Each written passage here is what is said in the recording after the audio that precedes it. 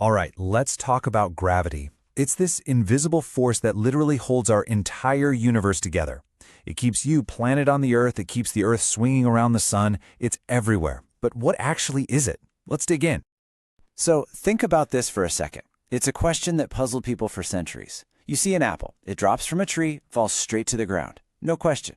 But then you look up at the moon, and it just stays there. It circles us night after night. So what gives? They're both being pulled by Earth's gravity, so why does one fall and the other one just float? For the longest time, people just figured there were two sets of rules. One for things down here on Earth, and a totally different one for the stars and planets up in the heavens. But then, a completely new way of thinking came along. A single, powerful idea that was about to connect that falling apple and the orbiting moon forever. And that idea, well, it came from Isaac Newton. The story goes that he saw an apple fall and it sparked a huge realization. He understood that the force pulling that apple down was the exact same force reaching all the way out into space and grabbing onto the moon.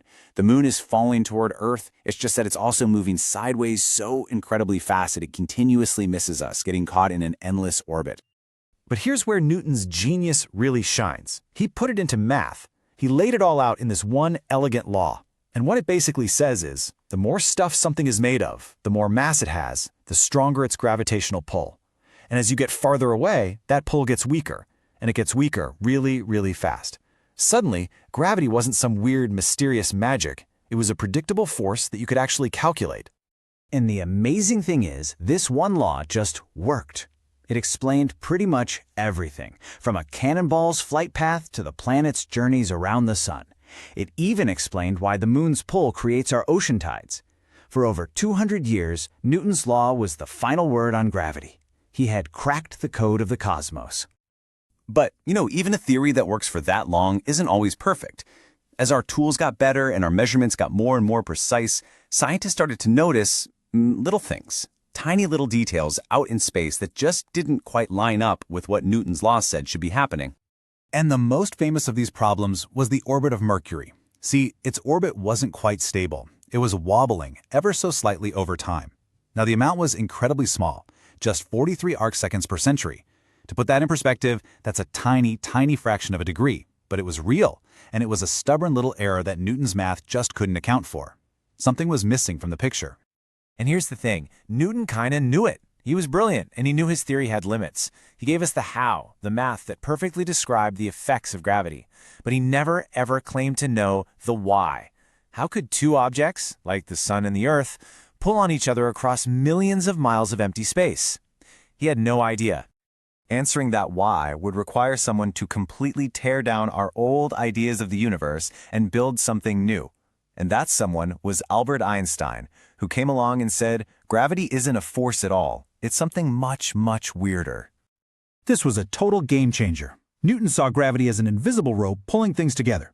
Einstein's view? There is no rope. He saw space and time as being woven together into a single, flexible fabric, space-time. And what massive objects like planets and stars do is they actually bend or warp that fabric. So gravity isn't a pull, it's just us moving through a universe that's been curved. The best way to wrap your head around this is the classic rubber sheet analogy. So picture a big, flat, stretched-out rubber sheet. If you roll a marble across it, it just goes in a straight line, right? But now, put a heavy bowling ball in the middle. The sheet sags, it creates a deep curve. If you roll that marble again, it's still trying to go in a straight line, but now the path itself is curved. It gets caught in the dip and starts to circle the bowling ball. That's an orbit. The Earth is just following a straight line through space-time that has been warped by the sun.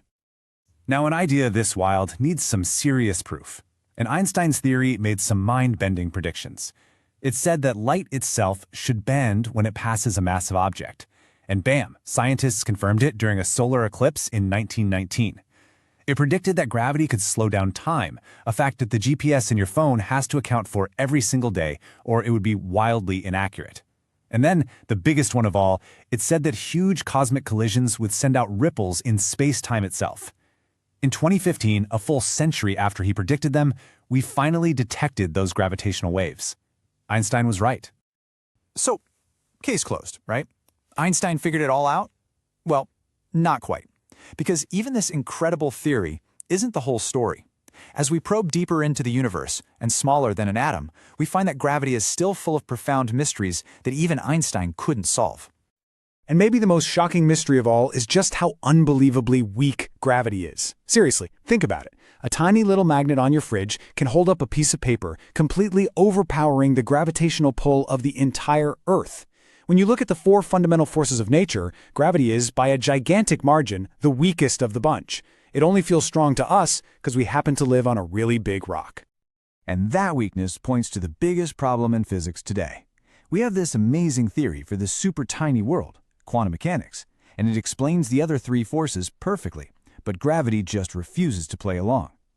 Einstein's world of smooth, curved spacetime and the weird, jumpy world of quantum physics just don't speak the same language. We think there should be a particle for gravity, a graviton, but no one has ever found it. And if all that wasn't weird enough, get a load of this. Everything we've been talking about, all our theories of gravity, all the stars and planets and galaxies we can see, all of that makes up only about 5% of the entire universe. The other 95% is made of, well, we don't know. We call it dark matter and dark energy. We know they're out there because we can see their gravitational effects, but we have absolutely no clue what they actually are.